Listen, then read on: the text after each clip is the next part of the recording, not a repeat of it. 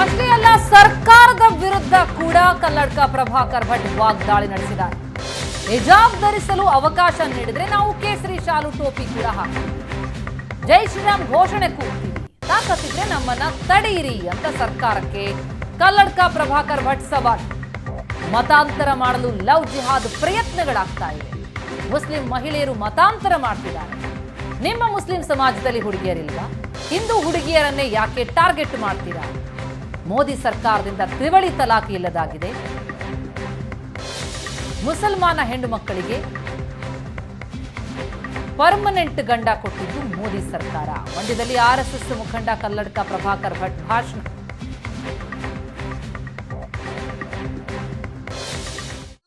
ಅವರು ಲವ್ ಜಿಹಾದಿನ ಒಂದು ಪ್ರಯತ್ನವನ್ನು ಮಾಡ್ತಾ ಇರುವಂತದ್ದು. ಯಾಕೆ ಲವ್ ಜಿಹಾದ್ ಮಾಡ್ತಾ ಇದ್ದೀರಾ ನೀವು? ನಿಮಗೆ ಹುಡುಗಿಯರು ಇಲ್ವಾ ನಿಮ್ಮ ಸಮಾಜದಲ್ಲಿ? ಎಲ್ಲರೂ ನೋಡಿದ್ದೀರಾ? ಒಬ್ಬ ಹುಸೇನ್ ಅಂತ ಹೇಳುವಂತ ಒಬ್ಬ ಹುಡುಗ, ಅವಳು ಜುನೇದ ಅಂತ ಹೇಳುವಂತ ಹುಡುಗಿಯ ಜೊತೆಯಲ್ಲಿ ಪ್ರೇಮ ಪ್ರಕರಣದಲ್ಲಿ ಸಿಲುಕಿ ಓಡಿ ಹೋದರು. ಇಲ್ವೇ ಇಲ್ಲ. ಅವರಿಗೆಲ್ಲ ಸಿಗೋದು ಹಿಂದೂಗಳೇ. ನೀವು ನಮ್ಮ ಹಿಂದೂ ಹುಡುಗಿಯರನ್ನು ಯಾಕೆ ಟಾರ್ಗೆಟ್ ಮಾಡ್ತೀರಾ? ನಿಮ್ಮ ಹುಡುಗಿಯರ ಜೊತೆ ಹೋಗಿ ನೀವು ಲವ್ ಮಾಡಿ ಅಥವಾ ಬಿಡಿ, ಏನು ಬೇಕಾದ್ರೂ ಮಾಡಿ, ನಮ್ಮೇನು ತೊಂದರೆ ಇಲ್ಲ. ಯಾಕೆಂದ್ರೆ ಮೊನ್ನೆವರೆಗೆ ನಿಮಗೆ ತಲಾಖ್ ಹೇಳುವಂತ ಅವಕಾಶ ಇತ್ತು. ಯಾವಾಗ ಈ ಹೊಸ ಸರ್ಕಾರ, ಮೋದಿ ಸರ್ಕಾರ ಬಂತ, ಆ ತ್ರಿವಳಿ ತಲಾಖ್ ಹೋಯ್ತು. ತುಂಬಾ ಹೊಟ್ಟೆ ನೋವು, ಗಂಡಸರಿಗೆ ತುಂಬಾ ಹೊಟ್ಟೆ ನೋವು. ನಿಜವಾಗಿ ಮುಸಲ್ಮಾನ ಹುಡುಗಿಯರಿಗೆ ಆನಂದದ ಸಂಗತಿ ಆಗಬೇಕಾಗಿತ್ತು. ದಿನಕ್ಕೊಬ್ಬ ಗಂಡ, ಪರ್ಮನೆಂಟ್ ಗಂಡನೇ ಇಲ್ಲ. ಹಾಗಾದ್ರೆ ತಲಾಖ್ ತಲಾಖ್ ತಲಾಖ್ ಹೇಳಿದ್ರಪ್ಪ. ಅದಕ್ಕೋಸ್ಕರ ಜೀವನ್ಮೂರ್ತಿ ನನಗೊಬ್ಬ ಗಂಡ ಇದ್ದಾನೆ ಅಂತ ಹೇಳುವಂತ ಪರಿಸ್ಥಿತಿ ಇರಲಿಲ್ಲ. ನಿಮಗೆ ಒಂದು ಪರ್ಮನೆಂಟ್ ಗಂಡನನ್ನು ಕೊಟ್ಟದ್ದು ಮೋದಿ ಸರ್ಕಾರ, ನೆನಪಿಟ್ಕೊಂಡು. ಅದಕ್ಕೋಸ್ಕರ ಅವರು ಲವ್ ಜಿಹಾದಿನ ಒಂದು ಪ್ರಯತ್ನವನ್ನು ಮಾಡ್ತಾ ಇರುವಂತದ್ದು. ಯಾಕೆ ಲವ್ ಜಿಹಾದ್ ಮಾಡ್ತಾ ಇದ್ದೀರಾ ನೀವು? ನಿಮಗೆ ಹುಡುಗಿಯರು ಇಲ್ವಾ ನಿಮ್ಮ ಸಮಾಜದಲ್ಲಿ? ಎಲ್ಲರೂ ನೋಡಿದ್ದೀರಾ? ಒಬ್ಬ ಹುಸೇನ್ ಅಂತ ಹೇಳುವಂತ ಒಬ್ಬ ಹುಡುಗ, ಅವಳು ಜುನೇದ ಅಂತ ಹೇಳುವಂತ ಹುಡುಗಿಯ ಜೊತೆಯಲ್ಲಿ. ಈ ಬೆಳವಣಿಗೆ ಕುರಿತಾಗಿ ಇನ್ನಷ್ಟು ಡೀಟೇಲ್ಸ್ ಪಡೆಯೋಣ. ನಮ್ಮ ರಿಪೋರ್ಟರ್ ನಂದನ್ ಈಗ ಸಂಪರ್ಕದಲ್ಲಿದ್ದಾರೆ. ನಂದನ್, ಬಹಳಷ್ಟು ಮಾತುಗಳನ್ನಾಡಿದ್ದಾರೆ ಕಲ್ಲಡ್ಕ ಪ್ರಭಾಕರ್ ಭಟ್ ಅವರು, ವಿವಾದದ ಕಿಡಿ ಹೊತ್ತಿಸಿದ್ದಾರೆ. ಈ ಘಟನೆಯ ಬಳಿಕ ಅಲ್ಲಿ ಯಾವ ರೀತಿಯಾದಂತಹ ಚಿತ್ರಣ ಕಂಡು ಬರ್ತಾ ಇದೆ, ಜೊತೆಗೆ ಅವರ ಮಾತುಗಳ ಆ ವಾಗ್ದಾಳಿ ನೋಡ್ತಾ ಇದ್ರೆ, ವಾಗ್ದಾಳಿ ಗಮನಿಸ್ತಾ ಹೋದ್ರೆ ಇದು ಬಹಳ ದೊಡ್ಡ ಮಟ್ಟದಲ್ಲಿ ವಿವಾದಕ್ಕೆ ಕಾರಣ ಆಗೋದ್ರಲ್ಲಿ ಯಾವುದೇ ಸಂಶಯ ಇಲ್ಲ ಅಂತ ಅನ್ಸುತ್ತೆ. ಖಂಡಿತವಾಗ್ಲೂ ಪ್ರತಿಮಾ, ಇವತ್ತು ಶ್ರೀರಂಗಪಟ್ಟಣದಲ್ಲಿ ಹನುಮ ಸಂಕೀರ್ತನ ಯಾತ್ರೆ ನಡೀತಾ ಇದೆ.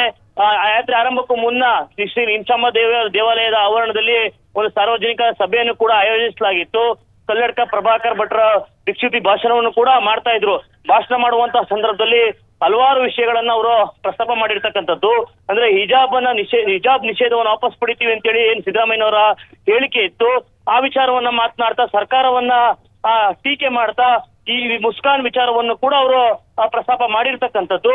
ಅಂದ್ರೆ ಹಿಂದೆ ಈ ಹಿಜಾಬ್ ವಿವಾದ ಇದ್ದಂತಹ ಸಂದರ್ಭದಲ್ಲಿ ಮುಸ್ಕಾನ್ ಅನ್ನುವಂತ ಈ ವಿದ್ಯಾರ್ಥಿನಿ ಕಾಲೇಜಿನಲ್ಲಿ ಅಲ್ಲಾಹು ಅಕ್ಬರ್ ಅನ್ನುವಂತಹ ಘೋಷಣೆಯನ್ನ ಕೂಗಿದ್ದು, ಹಿಜಾಬ್ ನಮ್ಮ ಹಕ್ಕು ಅನ್ನುವಂತ ರೀತಿಯ ಘೋಷಣೆಗಳನ್ನ ಕೂಗಿದ್ಲು. ಆ ವಿಚಾರವನ್ನ ಇಟ್ಕೊಂಡು, ಅಂದ್ರೆ ಈ ರೀತಿಯ ಘೋಷಣೆಗಳನ್ನ ನಿಮ್ಮ ಮನೆಯಲ್ಲಿ, ಮಸೀದಿಯಲ್ಲಿ ಹೇಳ್ಬೇಕು, ಇಲ್ಲಿ ದೇಶದಲ್ಲಿ ಇರ್ಬೇಕಂದ್ರೆ ಎಲ್ಲರಂತೆ ಇರಬೇಕು, ರಾಮ್ ರಾಮ್ ಅನ್ನುವಂತಹ ಘೋಷಣೆಯನ್ನ ಕೂಗ್ಬೇಕು. ಅಂದ್ರೆ ಕಾಲೇಜಿಗೆ ಹೋಗ್ತೀನಿ ಅನ್ನುವಂತ ಹೇಳಿಕೆನ ಯುವತಿ ಕೊಟ್ಟಿದ್ದಾಳೆ. ಅಂದ್ರೆ ಹಿಜಾಬ್ ಅನ್ನ ಧರಿಸಿ ಯಾವ ರೀತಿ ಕಾಲೇಜಿಗೆ ಹೋಗ್ತಾಳೆ ಅನ್ನುವಂಥದ್ದು, ತಾಕತ್ತಿದ್ರೆ ಹೋಗ್ಲಿ ಅನ್ನುವಂತ ಸವಾಲನ್ನು ಕೂಡ ಕಲ್ಲಡ್ಕ ಪ್ರಭಾಕರ್ ಭಟ್ರು ಹೇಳಿರುವಂತದ್ದು. ಇನ್ನು ಹಿಜಾಬ್ ವಿಚಾರಕ್ಕೆ ಸಂಬಂಧಪಟ್ಟಂತೆ ಒಂದು ವೇಳೆ ಹಿಜಾಬ್ ನಿಷೇಧವನ್ನ ವಾಪಸ್ ಪಡೆದ್ರೆ, ಹಿಜಾಬ್ ಅನ್ನ ವಾಪಸ್ ತಂದ್ರೆ ನಾವು ಕೂಡ ಕೇಸರಿ ಶಾಲನ್ನ, ಕೇಸರಿ ಟೋಪಿಯನ್ನ ಧರಿಸಿ ಶಾಲೆ ಕಾಲೇಜುಗಳಿಗೆ ಹೋಗ್ತೀವಿ, ಶಾಲೆಗಳಲ್ಲಿ ಜೈ ಶ್ರೀರಾಮ್ ಅನ್ನೋ ಘೋಷಣೆಯನ್ನ ಕೂಗ್ತೀವಿ, ತಾಕತ್ತಿದ್ರೆ ತಡೀರಿ ಎನ್ನುವಂತ ಮತ್ತೆ ಪ್ರಶ್ನೆಯನ್ನ ಸರ್ಕಾರದ ಮುಂದಿಟ್ಟಿರ್ತಕ್ಕಂಥದ್ದು. ಬಹಳಷ್ಟು ವಿವಾದವನ್ನ ಸೃಷ್ಟಿಸುವಂತ ಹೇಳಿಕೆಗಳು ಕಾಣ್ತಾ ಇದೆ. ಮತ್ತೊಂದು ಸ್ಫೋಟಕ ವಿಚಾರವನ್ನ ಕಲ್ಲಡ್ಕ ಪ್ರಭಾಕರ್ ಭಟ್ರು ಪ್ರಸ್ತಾಪಿಸ್ತಕ್ಕಂಥದ್ದು.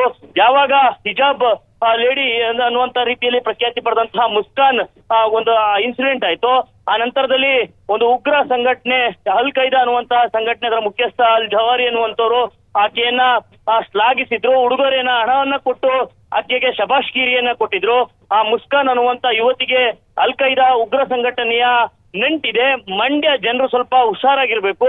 ಅಂದ್ರೆ ಉಗ್ರ ಸಂಘಟನೆ ವಿಷ ಬೀಜವನ್ನ ಬಿತ್ತುವಂತ ಪ್ರಯತ್ನಗಳ ಆಗ್ತಾ ಇದೆ. ಆಕೆಗೆ ಉಗ್ರ ಸಂಘಟನೆಯ ನಂಟಿದೆ ಅನ್ನುವಂತ ಒಂದು ಗಂಭೀರ ಆರೋಪವನ್ನ ಕಲ್ಲಡ್ಕ ಪ್ರಭಾಕರ್ ಭಟ್ರು ಮಾಡಿರ್ತಕ್ಕಂಥದ್ದು. ಒಟ್ಟಾರೆ ಇವತ್ತೇನು ಹನುಮ ಸಂಕೀರ್ತನ ಯಾತ್ರೆಯಲ್ಲಿ ಒಂದು ಸಾರ್ವಜನಿಕ ಸಭೆಯನ್ನ ಆಯೋಜಿಸಲಾಗಿತ್ತು. ಆ ಸಭೆಯಲ್ಲಿ ಮೂಡಲಬಾಗಿಲು ಆಂಜನೇಯ ಸ್ವಾಮಿ ದೇವರ ಪುನರ್ ಪ್ರತಿಷ್ಠಾಪನೆಯ ಸಂಕಲ್ಪದೊಂದಿಗೆ ಆ ಯಾತ್ರೆ ಕೂಡ ಆರಂಭ ಆಗಿದೆ.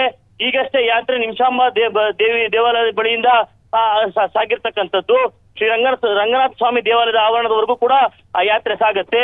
ಈ ಮಧ್ಯದಲ್ಲಿ ನಡೆದಂತಹ ಸಾರ್ವಜನಿಕ ಸಭೆಯಲ್ಲಿ ಸಾಕಷ್ಟು ಸ್ಫೋಟಕ ವಿಚಾರಗಳನ್ನ ಆ ಹಿಂದುತ್ವವಾದಿ ಕಲ್ಲಡ್ಕ ಪ್ರಭಾಕರ್ ಭಟ್ರು ಪ್ರಸ್ತಾಪ ಮಾಡಿರ್ತಕ್ಕಂಥದ್ದು. ಇದೆಲ್ಲವನ್ನು ಕೂಡ ಗಮನಿಸಿದ್ರೆ ಮತ್ತೆ ರಾಜ್ಯದಲ್ಲಿ ಹಿಜಾಬ್ ವಿವಾದ ಸಾಕಷ್ಟು ಸದ್ದು ಮಾಡುತ್ತೆ ಅನ್ನುವಂತ ಪ್ರಶ್ನೆಗಳು ಚರ್ಚೆಗಳು ಕೂಡ ಈಗ ಕೇಳ್ಬರ್ತಾ ಇರ್ತಕ್ಕಂಥದ್ದು. ಪ್ರತಿಮಾ, ಥ್ಯಾಂಕ್ ಯು ನಂದನ್ ತಮ್ಮೆಲ್ಲ ಮಾಹಿತಿಗೆ.